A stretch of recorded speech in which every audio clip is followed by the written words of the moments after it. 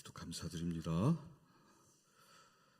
하나님 말씀은 출애굽기 32장으로 가겠습니다. 출애굽기 32장 1절에서 14절까지의 말씀입니다. 구약성경 130페이지쯤에 있습니다. 출애굽기 32장 1절에서 14절까지의 말씀을 저와 한 절씩 교독하도록 하시겠습니다. 백성이 모세가 산에서 내려오미 더딤을 보고 모여 백성이 아론에게 이르러 말하되 일어나라 우리를 위하여 우리를 인도할 신을 만들라. 이 모세 곧 우리를 애굽 땅에서 인도하여 낸 사람은 어찌 되었는지 알지 못함이니라.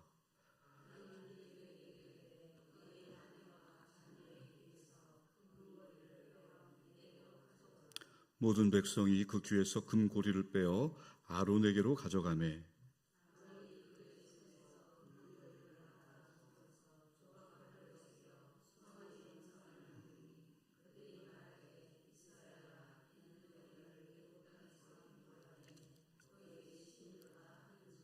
아론이 보고 그 앞에 제단을 쌓고 이에 아론이 공포하여 이르되 내일은 여호와의 절일이니라 하니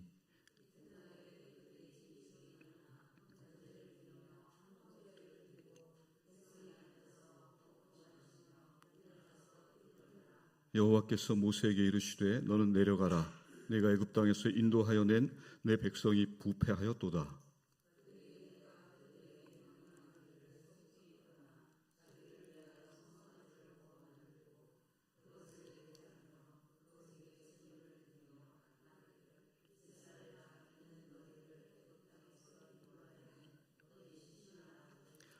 여호와께서 또 모세에게 이르시되 내가 이 백성을 보니 목이 뻣뻣한 백성이로다.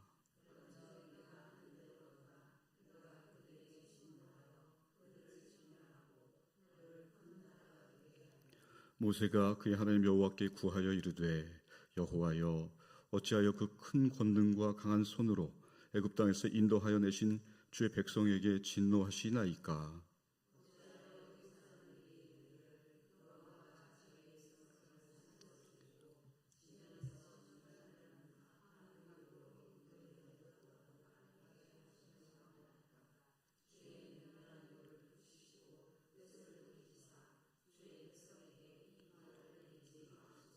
주의 종 아브라함과 이삭과 이스라엘을 기억하소서.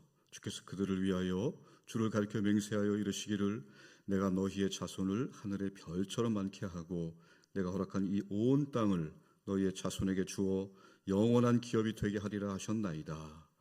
여호와께서 뜻을 돌이키사 말씀하신 화를 그 백성에게 내리지 아니하시니라. 이는 하나님의 말씀입니다. 아멘. 기도하시겠습니다. 하나님 아버지 은혜를 감사합니다. 바쁜 일상 가운데서도 하나님 말씀을 사모하여서 이 자리에 모인 성도님들을 기억하여 주시옵소서. 이 시간 은혜 내려 주시옵소서. 설교자 입술을 주장하셔서 말씀의 도구로만 삼아 주옵소서. 주님만을 의지합니다. 감사합니다. 사랑합니다. 예수님의 이름으로 기도드립니다. 아멘. 비가 오고 교통이 혼잡한 가운데도 이렇게 주님이 전에 나와서 하나님 말씀을 듣고자 하시는 여러분들을 뵈니까 감개가 무량합니다. 우리 권사님께서 얼마나 애가 타셨을까 생각하면 마음이 졸이기도 하지만 또 하나님 은혜로 이렇게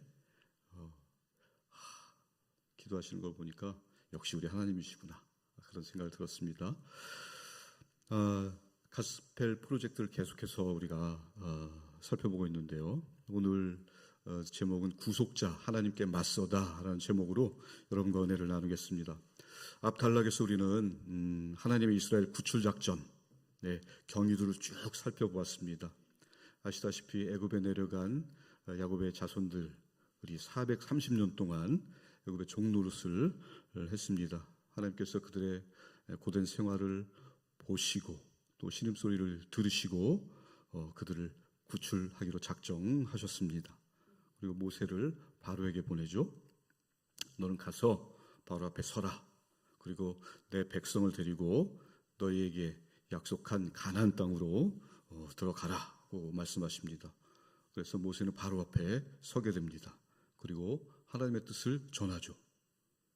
그러자 바로는 대항합니다. 바로는 당시 세계 최고 제국인 애굽의 왕이었습니다. 어느 날 노인 한 사람이 와서 야, 우리는 노예 그만두고 나갈 거야. 우리를 보내. 우리 하나님이 그렇게 말씀하셨다. 하니까 이 왕이 듣기에 얼마나 기가 막히겠습니까? 하나님이라고? 나는 그런 이름 들어보지도 못했다. 설령 있다고 해도 나는 그럴 수 없다. 가서 하던 일이나 해라. 하고 노동의 강도를 더 높이죠. 까분 죄죠. 그래서 모세는 돌아가게 되고 하나님께서 그걸 보시고 바로를 치십니다. 어떻게 치십니까? 10가지 재앙으로 치시잖아요. 그런데 처음에 한두 가지, 세 가지 이렇게 갈 때 바로는 충분히 하나님께 항복할 수 있었어요. 그렇지만 하나님께서 바로의 마음을 완악하게 하셨죠. 그래서 10가지 재앙을 내리셨는데 여기서 이 10가지 재앙의 의미는 바로가 불순종해서 하나님이 10가지 재앙을 내렸다기보다는 하나님께서 서너 가지보다 10가지 재앙, 하나님의 영광을 드러내신 거예요. 그렇게 보는 것이 조금 옳은 것 같습니다. 왜냐하면 바로를 하나님께서 마음을 완악하게 만드셨기 때문에 하나님께서 이스라엘 백성뿐만 아니라 훗날 오늘 이 순간 저와 여러분에게도 내 권능은 이 정도야, 한두 가지가 아니다. 그래서 10가지 재앙을 다 보여주셨다고 생각이 들었습니다. 그래서 바로는 어떻게 됩니까? 항복하게 되죠. 할 수 없이 이스라엘 백성들을 풀어주죠. 드디어 모세는 하나님께서 약속하신 가나안 땅으로 이제 백성들을 끌고 나갑니다. 장정만 60만이니까 노소 그리고 같이 살던 잡족들이 또 있었을 거 아니에요. 그래서 합해서 한 200만 정도. 정말 어마어마한 당시의 인구 비율에 비하면은 정말 그 지방이 들썩들썩할 정도로 어마어마한 그런 사람들이 이제 애굽을 나서게 되는 것이죠. 그런데 여기서 하나 우리가 기억해야 할 것은 하나님께서 이스라엘 백성들 애굽에서 이렇게 탈출시킬 때 빈손으로 보내지 않으셨어요. 애굽에서 430년 동안 살았으니까 어찌 보면 그 이스라엘 백성들에겐 애굽이 고향이라는 생각도 있었을 것 같지 않습니까? 그래서 하나님께서 나중에 이제 보시게 됐지만 그냥 보내지 않으세요. 노잣돈까지 챙겨서 이렇게 보내주시거든요. 그건 좀 이따 살펴보기로 하고요. 그런데 이렇게 이제 애굽을 나와서 가나안 땅으로 가는 도중에 바로가 마음이 바뀌죠. 그래서 안 되겠다. 군대를 이끌고 이스라엘을 추격하게 됩니다.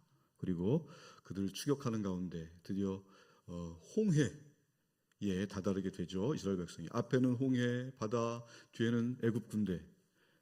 그때 이스라엘 백성들이 원망이 터지죠. 애굽에 매장지가 없어서 우리를 이곳에 와서 물에 빠뜨려 죽이려고 끌고 왔느냐. 모세에게 원망을 늘어놓자 모세가 그때 멋진 말을 합니다. 너희는 잠자코 하나님께서 너에게 펼치는 구원을 보라. 멋진 말을 하죠.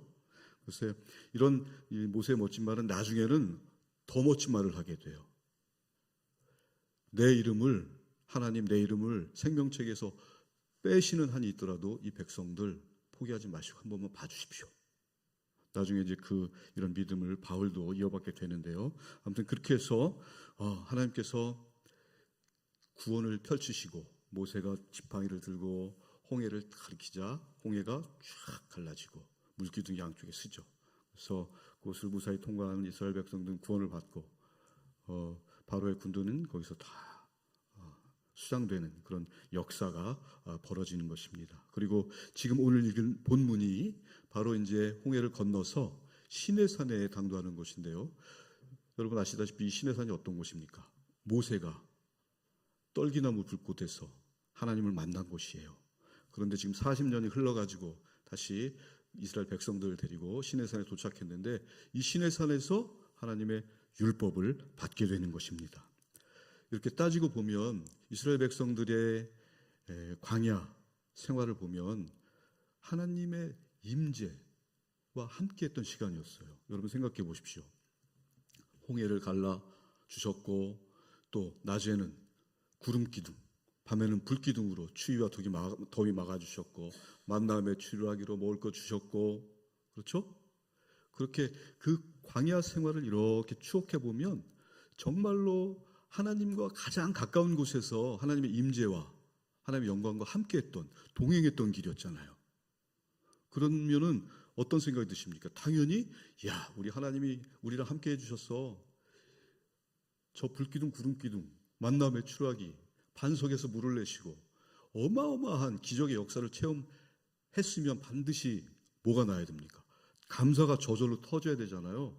그런데 오늘 시내산에서 모세가 이제 하나님께 율법을 받으러 가잖아요. 올라가는데 모세가 좀 늦게 내려오니까 그새 마음이 바뀌어서 금송아지를 만들고 있습니다. 자, 이때 만드는 금송아지는 하나님께서 출애굽할 때 노잣돈으로 챙겨준 금은이에요.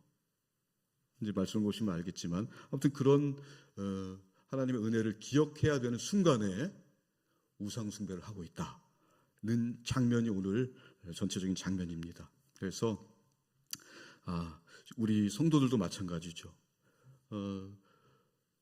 출애굽을 했다는 것은 하나님께 구원받은 거잖아요. 우리 성도들도 하나님께 구원을 받았어요. 그렇지만 구원받았는데도 불구하고 이스라엘처럼 우상 숭배를 할 수 있다는 것이 오늘 말씀을 통해서 우리가 깨달을 수 있는 것입니다. 우상 숭배가 무엇입니까? 하나님 자리, 하나님 대신에 다른 형상이나 그렇죠? 다른 사물을 올려놓는 것. 오늘 이스라엘 금송아지를 올려놓은 것 같이 다른 사물을 올려놓는 것인데 현대인들은 어떻습니까? 신전 그런 거 나는 안 할 수 있어. 형상 거기다가 예배 안 해. 나는 우상숭배 빠질 자신, 우상숭배를 안 할 자신 있어. 절대로 이런 어리석은 짓은 하지 않을 거야 라고 생각하기 쉽습니다. 그런데 여러분 그렇지 않습니다. 여러분 마음속에 뭐가 있습니까? 돈, 그렇죠? 또 인정받고 싶은 것, 또 능력, 안전하고 쾌적한 삶, 그리고 예뻐지고 싶잖아요, 여러분. 머리도 좋고 똑똑한 머리, 성공, 이 모든 것. 다시 말하면 하나님보다 이런 것들을 생각할 때 내 마음이 기뻐지는 것 있잖아요. 마음이 즐거워지는 것. 그게 바로 우상입니다. 그래서 어찌 보면 고대 사람들은 어떤 즐길 거리가 없었잖아요. 그러니까 우리 현대인들보다 훨씬 더 우상 숭배할 수 있는 확률이 적어요. 따지고 보면. 현대인들은 그렇죠. 너무너무 많잖아요. 우리 마음을 빼앗기는 것들이. 그렇기 때문에 단순하게 지금 이스라엘이 이렇게 어리석다 하고 조롱할 처지가 못 된다. 우리 입장을 생각해 보면 그런 생각이 들었습니다. 그래서 주님 대신에 어떤 것을 생각하면 내 마음이 들뜨고 기뻐지는 것, 그런 것들이 바로 우상 숭배다. 여러분 우리가 얼마나 우상 숭배를 하고 있는지 인정이 되십니까?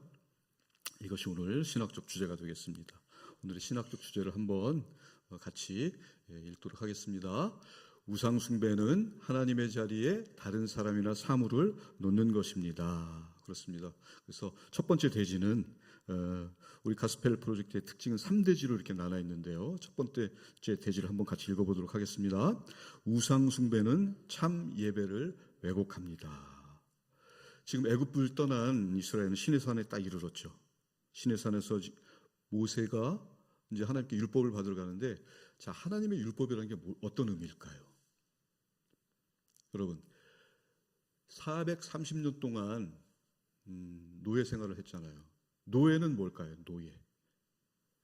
쉽게 말씀드리면 노예는 화장실에 갈 때도 주인한테 허락을 받고 가야 되는 사람이에요. 그렇죠? DNA 자체가 허락을 맡아야 되는 그런 자기 생각이 없는 그런 존재예요. 그런데 지금 하나님께서 왜 율법을 주시려고 할까요? 너희는 이제 노예가 아니야. 너희 주권이 있는 거야. 오늘날로 말하면 시민사회, 시민으로서의 너희 권리, 책임을 져야 된다. 우리가 국법을 지키고, 그렇죠? 법을 지키는 것처럼 그 율법을 통해서 인간답게 살아라, 주체적으로 살아라고 율법을 지금 주시는 거예요. 율법이 억누르고 옥죄고 또 거추장스럽게 만드는 게 아니라 사람답게 살 수 있는, 하나님께서 그것을 이스라엘 백성들이 인정하는 그런 순간이거든요. 그런데 그새를 못 참고 금 형상을 부어서 송아지를 만들잖아요. 그런데 이렇게 따지고 보면 이 이스라엘 백성들은 자신들이 진짜 예배 드리고 있다고 생각할 수 있었어요. 왜냐하면 당시에 성경이 없었잖아요. 예배에 대해서 모르잖아요. 이제 애굽에서 나온 지 3달 정도밖에 안 지났는데 하나님의 뜻을 알 수 있는 건 오로지 하나님의 사람 모세를 통해서만 알 수 있어요. 그러니까 지금 모세가 없기 때문에 아론이 오히려 송아지 형상을 부어서 거기서 이게 여호와니라 하고 같이 예배를 드리는 장면이에요. 무슨 말씀이냐면 우리 이스라엘 사람들이 본 것 그대로 애굽에서 430년 동안 애굽 사람들이 하는 예배를 보고, 아, 저게 예배구나. 동물 형상 놓고 소 형상 놓고 예배 드리는 거니까, 아, 이게 여호와야. 우리도 이렇게 예배 드려야 된다라고 하고 있는 것입니다. 무지의 소산이죠. 하나님에 대해서 몰랐기 때문에 이렇게 어처구니 없는 실수를 벌이고 있는 것입니다. 동의되십니까? 성도도 마찬가지예요. 우리 성경에서 계시된 하나님에 대해서 제대로 알아야 우리가 올바른 예배를 하게 되는 것입니다. 오늘날에도 하나님을 제대로 알지 못하는 사람들, 교회 놀이, 예배 놀이 얼마나 많이 합니까? 이단들이 그렇잖아요. 그러니까 하나님에 대해서 안다는 것이 이 정도로 중요하다. 그 당시 이스라엘 백성들은 앞에서도 말씀드렸지만 지금 우리가 하는 행위가 하나님께 드리는 예배야라고 생각할 수도 있었다는 거예요. 무엇으로 알 수 있습니까? 아론이 그것을 우리식으로 말하면 집례를 하고 있잖아요. 무지가 그렇게 무서운 것이다. 그래서 A.W. 토저라는 분이 우상숭배에 대해서 이렇게 표현했습니다. 우상숭배의 본질은 하나님께 합당하지 않는 하나님에 대한 생각들을 즐기는 것. 앞에서 말씀드렸죠. 나는 우상숭배하지 않아. 내가 무슨 하나님 섬기는 내가 신전이나 형상 따위에 내가 절하고 그들을 섬기겠어.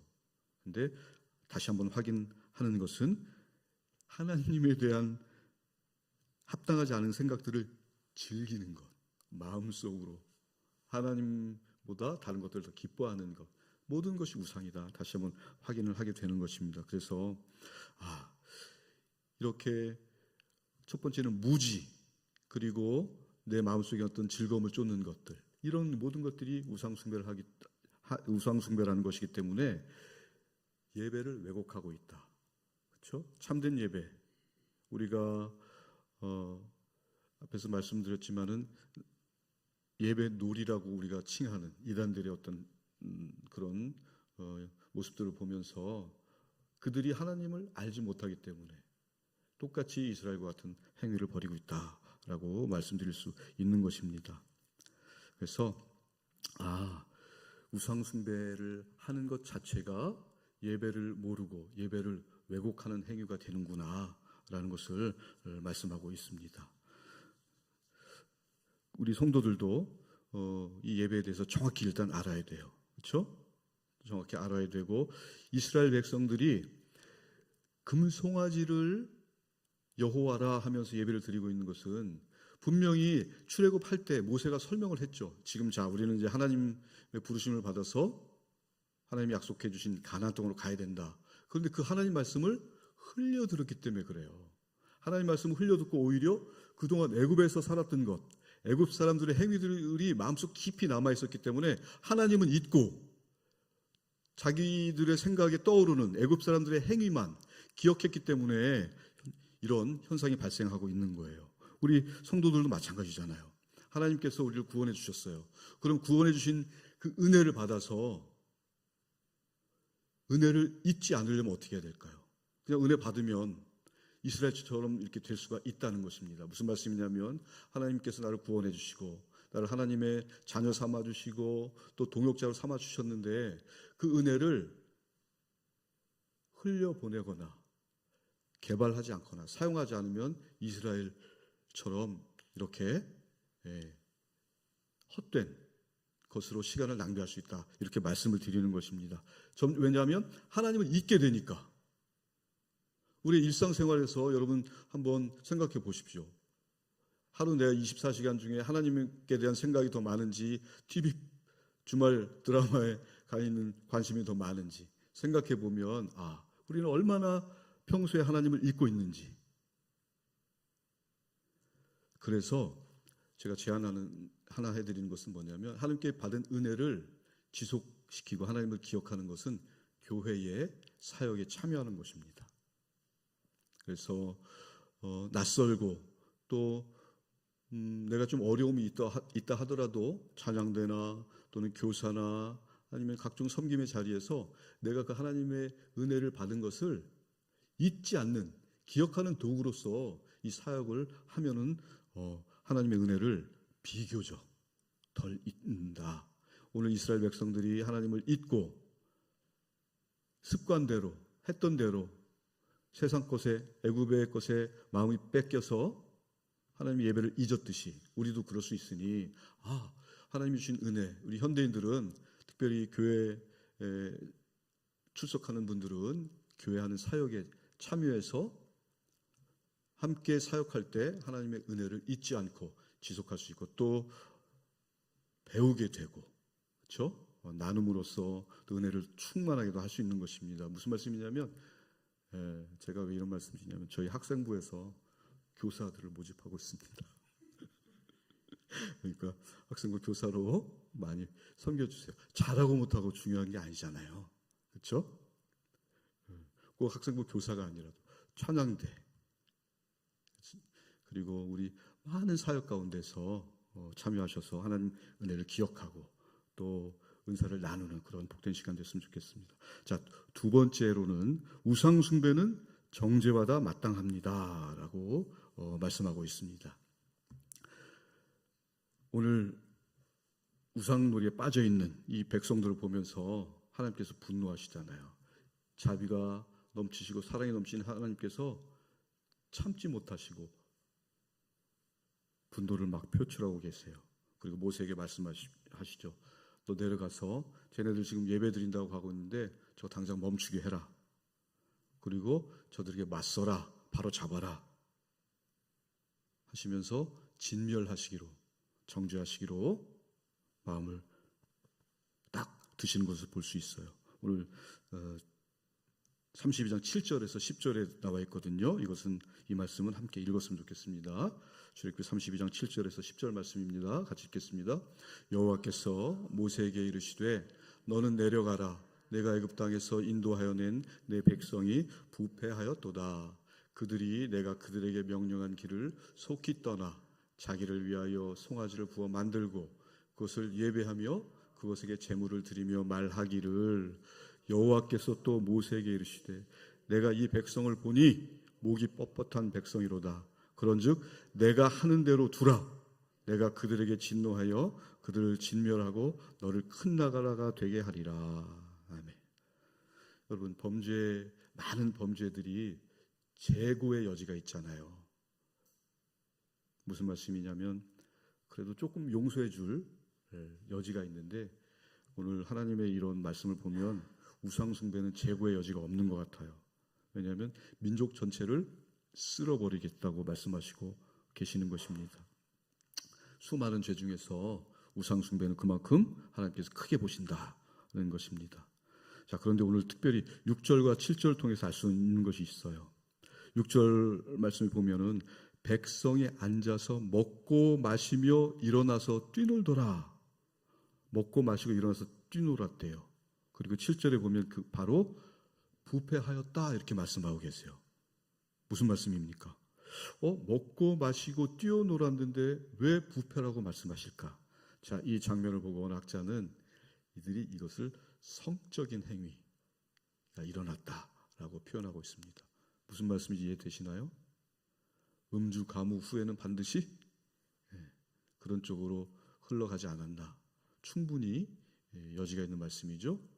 그래서 이런 상황까지 이들이 달려간 것입니다. 그러니까 하나님 입장에서는 내가 내 형상을 가지고 만든 이들이 이런 모습을 어떻게 보실 수 있겠어요? 그런 걸 나는 못 보겠다. 다 없애기로 하시는 거죠. 자, 우상숭배가 왜 정죄받아 마땅한지 이해가 되십니까? 단순히 먹고 마시고 뛰노는 게 아니라 그 행위들이 입에 담기 곤란한 그런 것들로 이어졌다. 그렇기 때문에 성경에서 부패했다라고 말씀하시는 거예요. 자, 세 번째는요. 우상숭배 이제 속죄를 위해서 중보자가 필요합니다. 중보자. 그렇죠? 이런 상황에서 이제 하나님께서 모세에게 말씀하시는 거예요. 모세야, 안 되겠다. 쟤들 다 없애버리고 우리 내가 새로 민족을 하나 이렇게 만들 테니까 걔네들하고 다시 시작하자 하십니다. 그 말씀이 10절에 나와 있어요. 10절을 한번 같이 다시 한번 읽어보도록 하겠습니다. 그런즉 내가 하는 대로 두라. 내가 그들에게 진노하여 그들을 진멸하고 너를 큰 나라가 되게 하리라. 여러분 여기 보시면 하나님께서 내가 하는 대로 두라 이렇게 그러시잖아요. 내가 하는 대로 두라. 모세야. 모세는 지금 가만히 있는데 하나님께서 내가 하는 대로 두라, 나 말리지 마, 뭐 이런 느낌이잖아요. 여러분 그런 느낌 드세요? 그러시면서 모세를 이렇게 쳐다보시지 않으셨을까요? 지금 하나님께서 모세에게 뭔가를 기다리고 계신다 그런 느낌 안 드십니까? 하나님께서 치실 것 같으면 그냥 치시잖아요. 그런데 모세에게 내가 하는 거 놔둬라 라고 말씀하세요. 왜 내가 하는 대로 두라 그렇게 하셨을까요? 모세의 개입을 기다리고 계신 것입니다. 저 철딱서니들 위해서 네가 편을 한번 들어봐라 그러시는 것 같지 않으세요? 저만 그런 생각이 드는 건가요? 하나님 지금 모세하고 티키타카 하시자는 거예요. 근데 그걸 놀랍게 모세가 알아들었는지 못 알아들었는지는 모르지만 하나님이 원하는 대답을 합니다. 그것이 11절에서 14절 말씀이거든요. 한번 같이 읽도록 하겠습니다. 모세가 그의 하나님 여호와께 구하여 이르되 여호와여 어찌하여 그 큰 권능과 강한 손으로 애굽 땅에서 인도하여 내신 주의 백성에게 진노하시나이까. 어찌하여 애굽 사람들이 이르기를 여호와가 자기의 백성을 산에서 죽이고 지면에서 진멸하려는 악한 의도로 인도해 내었다고 말하게 하시려 하나이까. 주의 맹렬한 노를 그치시고 뜻을 돌이키사 주의 백성에게 이 화를 내리지 마옵소서. 주의 종 아브라함과 이삭과 이스라엘을 기억하소서. 주께서 그들을 위하여 주를 가리켜 맹세하여 이르시기를 내가 너희의 자손을 하늘의 별처럼 많게 하고 내가 허락한 이 온 땅을 너희의 자손에게 주어 영원한 기업이 되게 하리라 하셨나이다. 여호와께서 뜻을 돌이키사 말씀하신 화를 그 백성에게 내리지 아니하시니라. 여러분 무슨 말씀입니까? 지금 모세가 무슨 말을 하고 있는 거냐면 하나님, 만약에 하나님께서 쟤네들 다 죽여버리면 지금 하나님께서 이 수백만 되는 이스라엘 백성을 끌고 나가는 것, 온 지면에 지금 소문이 다 났습니다. 그렇지 않겠습니까, 여러분? 주변 부족들 나라를 다 지금 여호와란 그 이스라엘 신이 그들을 데리고 지금 어디로 가고 있대. 아마 해외 토픽으로 막 퍼져 있을 겁니다. 이런 상황에서 만약에 저들을 다 죽이면 하나님, 저들이 뭐라고 하겠습니까? 저 여호와란 신은 끌어낼 줄은 아는데 먹여 살릴 힘은 없네. 이해 가십니까? 이렇게 그 이방 민족들이 생각하지 않겠습니까? 하나님 고정하십시오. 한번 봐주시죠. 이러는 거예요. 이런 모세의 간구에 하나님께서 오케이, 그래, 네 말대로 하겠다. 그러니까 앞에서 하나님께서 내 하는 대로 두라. 그 의미가 제대로 좀 전달이 되셨나요? 그래서 모세가 이렇게 하나님께 신원을 하게 되고 하나님께서 한 번 더 참아주시는 것이다 라는 말씀입니다. 못 이기시는 척 이렇게 참아주시는 거예요. 하나님께서 하나님 사랑 느껴지세요, 여러분? 그렇습니다. 그리고 또 여기서 볼 수 있는 것은 이 모세의 지도자로서의 품격입니다. 아론과는 전혀 대비가 되죠. 그리고 오늘 읽지는 않았지만 밑에 32절에 보면 아까 말씀드렸다시피 나중에 모세가 하나님께서 또 한 번 화를 내시는데 그때도 모세가 나서는데 좀 더 강하게 나가요. 아까 말씀드렸다시피 하나님 저들을 죽이시려면 저도 같이 하나님 생명책에서 빼주세요. 그러자 또 하나님께서 돌이키시고 또 봐주세요. 이게 모세입니다. 참된 지도자는 그 공동체와 운명을 같이 하는 사람입니다. 여러분 타이타닉 보셨죠? 타이타닉 보면 그 거대한 배가 침몰할 때 선장도 같이 최후를 맞잖아요. 해운업계에서 가장 유명한 말이 있다고 합니다. 선장은 배와 함께 가라앉는다. 그것이 지도자로서의 영광입니다. 그런데 세월호는 그렇지 않았죠. 우리 교회의 선장은 누구실까요? 위 목사님이 우리 교회 선장님이시잖아요. 괴로울 때나 즐거울 때나 최후의 순간까지 성도 여러분과 함께 하시는 분이 우리 목사님이세요. 우리 강 목사님도 마찬가지고요.